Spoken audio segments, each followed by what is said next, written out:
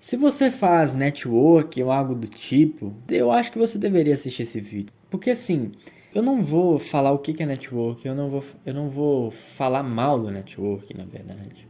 Eu simplesmente vou dar uma lente sobre o network que talvez você não tinha visto. Então vamos lá. Por que o network parece ser tão importante?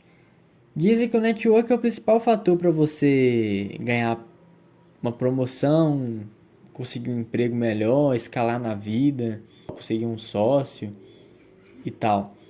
Assim, de certa forma isso é verdade, porque esse tipo de interação, que é basicamente voltada à troca de presentes, né? É como a nossa sociedade deveria funcionar naturalmente. Porque, por exemplo, vamos lá, seja interessante antes de ser interessado. O que é isso, né? É você dar um presente a alguém. Por que falam que uma das regras do network é você não fazer algo por alguém simplesmente esperando alguém em troca? Isso não é um presente. Basicamente, você vai estar sendo falso e não vai ter integridade em relação a isso. Quando você faz algo por alguém simplesmente porque quer, você vai estar sendo de fato interessante a alguém, né? E com isso vem a pergunta: como que você vai conseguir encontrar pessoas sendo que você não se descobriu? E o que seria se descobrir? Se descobrir seria basicamente ser verdadeiro consigo mesmo e com os outros, né? Ter integridade significa que o que você pensa, o que você fala, o que você faz estão alinhados, né? Então, para mim, o primeiro passo para o tal networking, que é basicamente você criar uma conexão com alguém, uma relação com alguém, é você se descobrir. E assim, não se preocupa, porque nesse processo de transição eu também tô. Eu não tô fora dessa, sabe? Tipo, às vezes eu faço algo e sinto que eu tô mais fazendo algo, querendo algo de volta daquilo do que de fato fazendo do coração. O que pra mim é o principal ponto aqui é que quanto menos você esperar algo em troca, mais de fato você vai estar dando a alguém e mais o mundo vai perceber isso. As pessoas elas se interessam por aquelas que têm integridade e são verdadeiras consigo mesmas, né? Você e as pessoas elas sentem quando alguém de fato é de verdade ou não, né? E bom, eu falei sobre o networking e por que o network é basicamente o presente, né? Isso é verdade. Mas eu quero entrar mais a fundo aqui no que é um presente de fato. E eu não vou falar a definição de fato do presente porque eu sou meio receoso com definição. Frequentemente essa precisão da definição em si ela significa exclusão, significa cortar alguma nuance, alguma ambiguidade e tentar simplificar demais e deixa muita coisa de fora, sabe? É uma tentativa meio que de dominar e controlar, que é exatamente o oposto do espírito de um presente, né? Então, em vez da definição, eu vou dar uma dançada ao redor das bordas do que é um presente, do que é e do que não é um presente. Eu tô aqui com um esboço do que eu quero falar. Basicamente tem três coisas: soberania, liberação e relacionamento. Eu vou falar dessas três agora. Soberania, eu quero dizer simplesmente nesse processo de dar algo a alguém deve envolver pelo menos algum tipo de escolha para ser um presente, né? Isso não significa que não vai ter nenhuma compulsão, né, de nenhum tipo. Pode haver, por exemplo, culpa, pressão social, etc., que estão meio que de fato entre as motivações para você dar algo a alguém. Eu não estou falando que você vai fazer isso, mas dentro das pressões, dentro dessas compulsões, dessas obrigações, para ser caracterizado como um presente tem que ter pelo menos algum elemento de uma escolha não coagida, né? Não obrigatória. Não só não obrigatória, mas de fato alguma escolha que você não fez, não manipulou. Isso principalmente na questão de vendas. As pessoas falam, né, que marketing, a pessoa vai estar escolhendo por si própria, mas sendo que você fez um monte de manipulação para ela, né? Para ela ver, para ela enxergar algo de uma forma diferente e tal. E, cara, nesse processo de transição, é isso, sabe? Você não vai estar sendo purista. Eu não quero ser purista. Porque um purista eliminaria até mesmo a possibilidade de retorno para qualificar algo como um presente de fato, né? por exemplo, que deve ser totalmente anônimo. Doação, por exemplo. Eu acho que é um papel, que tem um papel para doação anônima. Mas assim, no mundo real, cara, os presentes eles são geralmente testemunhados, né? Eles geram gratidão. O desejo de dar algo, isso é bom para a comunidade. Bom, em segundo lugar, liberação. O que significa isso? É basicamente liberação do controle. A gente não sabe como que um presente vai voltar para nós, ou de que forma, ou se é que ele vai voltar. Você pode razoavelmente esperar que você vai receber algum presente de retorno, algum tipo de benefício da sua doação, mas se é realmente um presente, você não vai ter garantia disso. Então, por exemplo, se eu emprestar R$ 1.000 para você e você assinar um contrato que se você não me der o dinheiro depois de um certo tempo, a polícia vai chegar e vai confiscar seus bens, isso não é um presente. Entendeu? Então, assim, é uma perda sem garantia de ganho correspondente, né?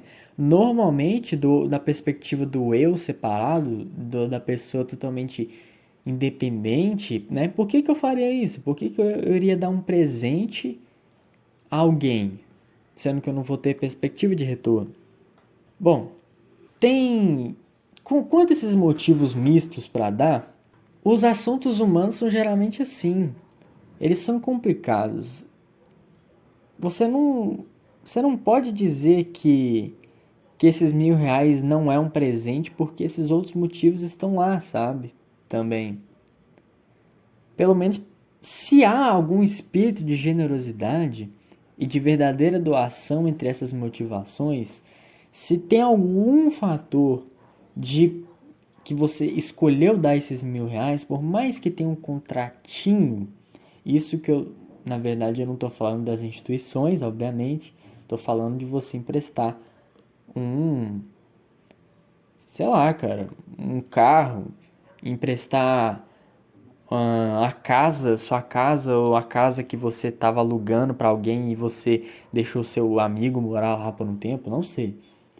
Se há pelo menos algum espírito de generosidade, a gente pode considerar já um presente, já é um passo para para basicamente como que eu vejo que deveria ser, né, a sociedade e a economia no geral.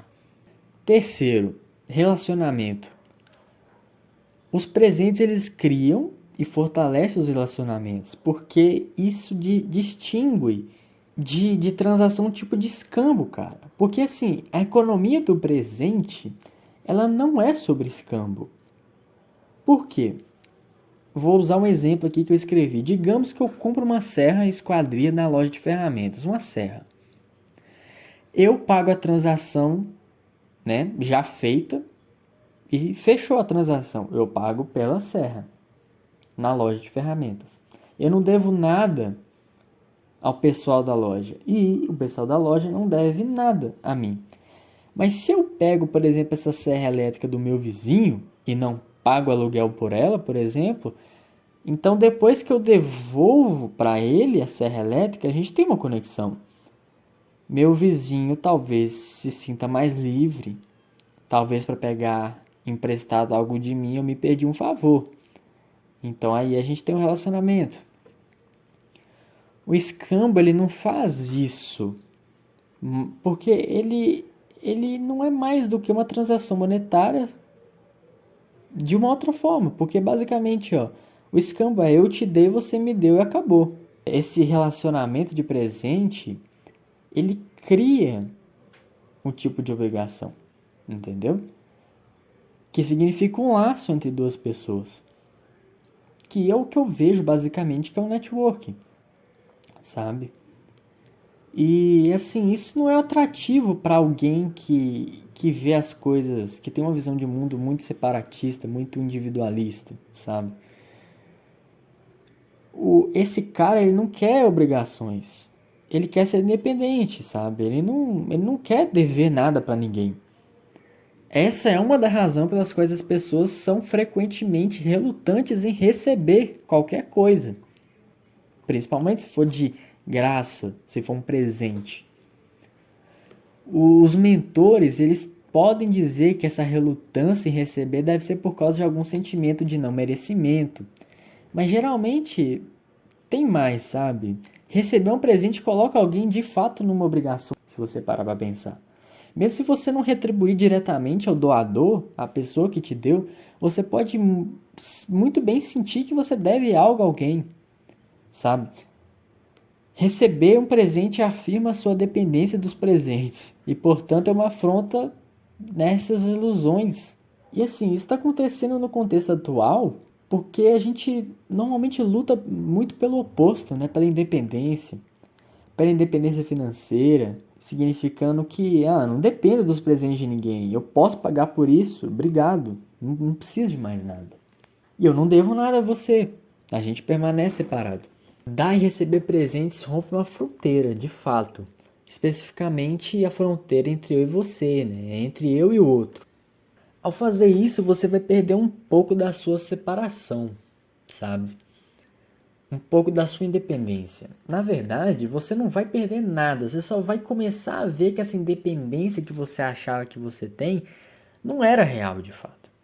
É por isso que eu tô procurando dizer aqui nos vídeos e nos textos, vou começar a falar mais, que assim, que entrar mais profundamente nesse novo estilo de vida, basicamente de você conseguir viver no presente, é também um passo para a nova história do mundo, sabe? É uma outra visão de mundo, na verdade, uma outra realidade. Você não vai estar, se você fizer isso, se você começar a perceber o mundo dessa forma, você não vai se amarrar ao mundo e vai ser mais dependente.